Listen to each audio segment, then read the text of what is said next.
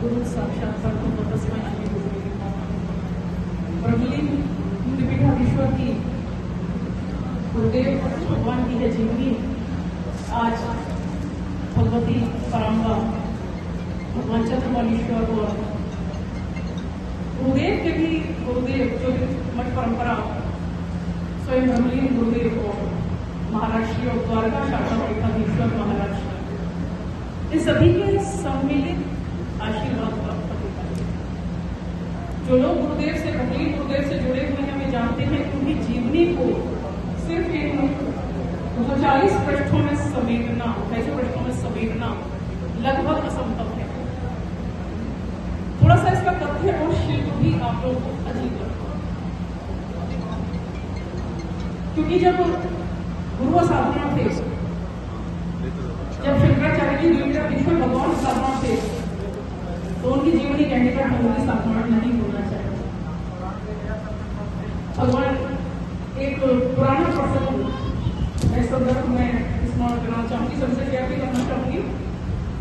इस भिन्न तथ्य और शिल्प का कारण क्या था? कारण था 2020-21 का समय, पूरे देश में महामारी फैली थी। महाराष्ट्री और द्वारका महाराष्ट्री गुरुदेव के पास परमहंसी में विराजमान थे। थोड़ा समय हुआ, थोड़ी भीड़ थी। गुरुदेव ने कुछ आदेश दिया, बहुत अस्वस्थ थे महाराष्ट्री को। महाराष्ट्री किसी स्थान पर किसी मंदिर के लिए जो भी कार्य किए थे उनके लिए गए। लौटकर आते हुए मध्य प्रदेश की बात है, ये छिंदवाड़ा के पास में एक स्थान पर महाराज जी के शिष्य ने बुलाया। महाराष्ट्री का मंदिर में यहाँ पर पुरोहित हूँ, आप आइए मंदिर में दर्शन करने के लिए। जैसे ही महाराष्ट्री पहुंचे, आगे जो भी हुआ पूरे देश ने टीवी चैनलों और अखबारों के माध्यम से जान लिया। सामने साईं की टाइल लगी थी। महाराष्ट्री वहीं पर रुक हो गए कि मंदिर में भगवान के दर्शन कराने लाया है, एक प्रेत के दर्शन मुझे कराने लाया है।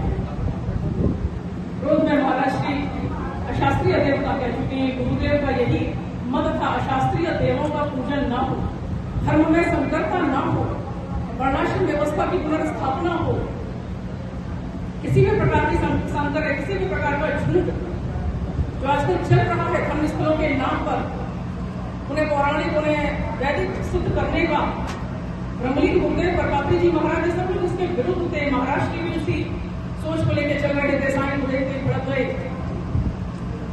क्रोध में महाराष्ट्र ने जो भी कहा वो पूरे देश ने देखा। ऑफिस भी देश से चल रहा है, मैं आपका शिष्य हूँ, आपसे पढ़ा हूँ, आपके गुरुकुल में पढ़ा हूँ, मुझे क्षमा कर दीजिए।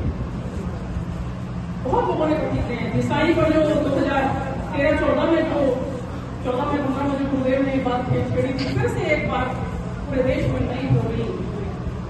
बहुत सारे लोगों ने सोशल मीडिया पर बहुत कुछ लिखा, लेकिन सिर्फ एक कमेंट ऐसा है जो मैं आप सबसे शेयर करना चाहूंगी। एक देवी लिखती है, माँ मंदिर भी जाती है, माँ मस्जिद भी जाती है, औलाद में मुसीबत आती है, माँ मजहब भूल जाती है। सवाल ये नहीं है क्या कहा गया, क्यों कहा गया, सवाल ये है किसने कहा।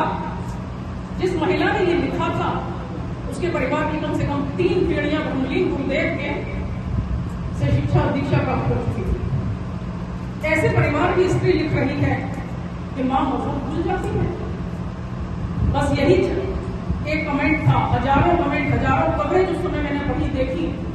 ये एक कमेंट था जो अटक गया। और यहाँ से इस पुस्तक को किस रूप में लिखा जाए, क्योंकि जो लिखने का ढंग है वो बहुत अलग है। ब्रह्मलीन गुरुदेव की जीवनी है, आत्मकथात्मक शैली में है, और गंगा मैया इसमें एक प्रमुख भूमिका निभा रही है, प्रमुख पात्र है। बहुत अजीब सा लगेगा सुनने में, जब तक पढ़ेंगे नहीं तब तक कुछ नहीं समझ में। वहां मेरे को लगा कि ये देखिए, एक वो माँ है जो औलाद में मुसीबत आते ही मजहब भूल गई है, और वो माताएं कैसी होंगी जिन्होंने अपने छोटे छोटे बच्चे भगवा धारण करके सनातन धर्म की सेवा के लिए लगा दी। बहुत सारी माताएं महान हैं जो अपने बच्चों को राष्ट्र सेवा के लिए भेजती हैं।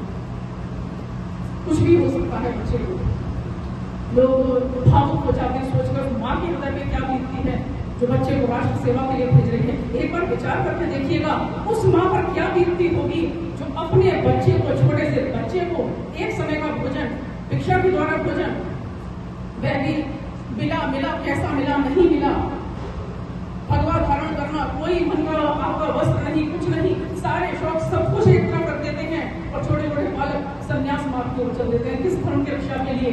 उस धर्म की रक्षा के लिए जिसमें हम सबको हमारे परिवारों को चुनना है। आज यदि हम सनातनी हैं तो इन सन्यासी परंपरा, शंकराचार्य परंपरा के कारण है। आज यदि हम सनातनी हैं, यदि हमारी मृत्यु पर, हमारे परिवार में कोई मृत्यु होती है, उस पर त्रयोदशी होती है, उस पर श्राद्ध होता है, तो इन्हीं सन्यासियों के कारण, इसी शंकराचार्य परंपरा के कारण। इतिहास के पन्नों की ओर ले चलती हूँ। विजयनगर साम्राज्य प्राचीन काल में दक्षिण भारत का एक बहुत समृद्ध साम्राज्य था, सभी को पता है।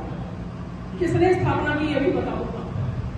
13वीं-14वीं सदी में बहुत फ्लरिश किया, बहुत ऊपर गया। किसकी वजह से? दक्षिण भारत में एक राजा हुआ करते थे, कोई भी आप मेडिकल हिस्ट्री की बुक उठा के देख लीजिएगा, ये प्रसंग आपको मिल जाएगा, अंतरराष्ट्रीय लेखकों में।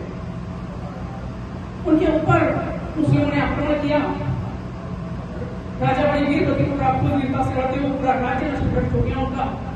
राज्य नष्ट हुआ, उनके 2 उसमें पुत्र थे, किशोरावस्था को प्राप्त, दोनों को जबरन इस्लाम स्वीकार ले गए अपने साथ। तुम दिल्ली पे रहोगे। धीरे धीरे वहां पर बच्चे बेचारे क्या करते, युवावस्था कोई प्राप्त नहीं हुए थे, चले गए उनके साथ में, लेकिन ना अपना धर्म भूले थे, ना अपने पिता को भूले थे, ना अपने राज्य को भूले थे। समय का चक्र बदला, वो मुस्लिम राजा, वो राष्ट्र सब नष्ट हो गया। तो जब सब कुछ नष्ट हो रहा था, बालकों को याद आया, वो प्रौढ़ावस्था को प्राप्त कर रहे थे, युवावस्था पूर्ण हो चुकी थी। एक बार जाकर अपने राज्य को, अपनी जन्मभूमि को जाके देखें। मुंह छुपाते छुपाते वहां से आए दक्षिण भारत की तरफ, और दक्षिण भारत में जब वो प्रवेश कर रहे थे, तब उन्हें अरण्यों में से जब जा रहे थे, हो गए एक सन्यासी हुए। उन्होंने कहा कि हम तो बड़े पवित्र हो चुके हैं, परिचय दिया अपना, प्रणाम किया उनको और कहा हमें तो जो है इस्लाम, अपना धर्म बदलना पड़ा, धर्मांतरण करना पड़ा। इस परिस्थिति में तुरंत सन्यासी ने कहा, क्या तुमने इच्छा से किया? नहीं। क्या तुम्हारा हृदय एक क्षण भी तुम्हारे आराधना को, तुम्हारे पितृ देवताओं को भूल पाया? नहीं। इस बात पर बलपूर्वक कराया गया है। पुनः मैं तुम्हें हिंदू धर्म में दीक्षा देता हूँ, जाओ और अपने पिता के साम्राज्य की स्थापना करो। उन्हीं दोनों कुमारों ने विजयनगर साम्राज्य की स्थापना की, और ये सन्यासी थे तत्कालीन शंकराचार्य विद्यारण्य स्वामी जी महाराज। चरणों में कोटि कोटि प्रणाम है। ऐसी शंकराचार्य परंपरा को ये कोई व्हाट्सएप यूनिवर्सिटी और किस्सा नहीं सुना रही हूं आपको। किसी भी इतिहास की पुस्तक में, मेडिकल हिस्ट्री में आप इस पूरे प्रसंग को पढ़ सकते हैं, बहुत ज्यादा एक्यूरेसी और ज्यादा विस्तार के साथ। ये है हमारी शंकराचार्य परंपरा। किसी शंकराचार्य परंपरा की सेवा का जिन्हें सौभाग्य मिल जाए, आजीवन मिल जाए, तो समझ लीजिए पीढ़ियां आपकी कर गई। कुछ समय के लिए मिल जाए तो प्रारब्ध इतना था। यही सेवा का सौभाग्य हम सबको प्राप्त हुआ है। और करपात्री जी महाराज और पंडित गुरुदेव ने किस प्रकार से गोरक्षा आंदोलन आज से दशकों पहले, जब देश स्वतंत्र हुआ था, नई स्वतंत्रता थी, तब प्रारंभ किया था, काफी आगे तक भी गया। तदुपरांत महाराज श्री पुनः उसी परंपरा को आज आगे बढ़ा रही है। बहुत कहता है, काश हम करपात्री जी महाराज के दर्शन कर पाए होते, काश हम गुरुदेव पंडित गुरुदेव के साथ रहे होते। कोई बात नहीं, कुछ नहीं बीता, कुछ नहीं बिगड़ा है दीदी, आप उसी परंपरा में पुनः जुड़ चुके हैं। तो आज समय है आगरावासियों के योगदान का। यह जीवनी महाराज श्री के हाथों आज विमोचित हुई है। इस लेखों से ही नहीं, आज महाराज श्री के चरणों में शपथ लेती हूँ कि सिर्फ यही पुस्तक नहीं, जीवन भर जब तक मेरी लेखनी कार्य करेगी, जो भी पुस्तक लिखेगी, लिखी जाएगी, छपेगी, उस सब से जो भी आय होगी वो महाराज जी आपके द्वारा चलाए गए इस गोरक्षा अभियान में, अन्य सभी सनातन धर्म के पक्ष में चल रहे अभियानों में कार्य आएगी। तो एक समय आज आगरावासियों के लिए है, यदि आप इसमें योगदान देना चाहते हैं, किसी भी रूप में देना चाहते हैं। बहुत से लोग हमसे नहीं दे सकते, बोलते हैं हम इतना लिख नहीं सकते, हम ये नहीं कर सकते, हम वो नहीं कर सकते, कोई दुख नहीं है। सिर्फ आज के लिए यह जीवनी, जैसे महाराज जी का एक आंदोलन चल रहा है, एक नोट एक पुस्तक, आज के लिए आपका ये योगदान अभी महाराज श्री की पादुका पर जाएगा। आपको एक पुस्तक उपहार स्वरूप ग्रंथ मिलेगी, प्रसाद स्वरूप ग्रंथ मिलेगी, और वह जो योगदान होगा महाराज श्री की कविष्ठी यात्रा में आगरावासियों का योगदान होगा। अब यह सब आपके हाथ में है। 1 रुपए से लेकर महाराज श्री की जो वाक्य दिया है उसी को दोहरा रही हूँ, 1 रुपए से लेकर 500 रुपए तक का नोट जो भी आप अर्पित करेंगे, प्रसाद स्वरूप पुस्तक प्राप्त करेंगे। आग्रह है कोई भी इस पुस्तक को यूं ही न मांगेगा। ये आपके लिए सौभाग्य का समय आया है। आपके ऊपर है जैकपॉट, आप कितनी निर्भरता करते हैं।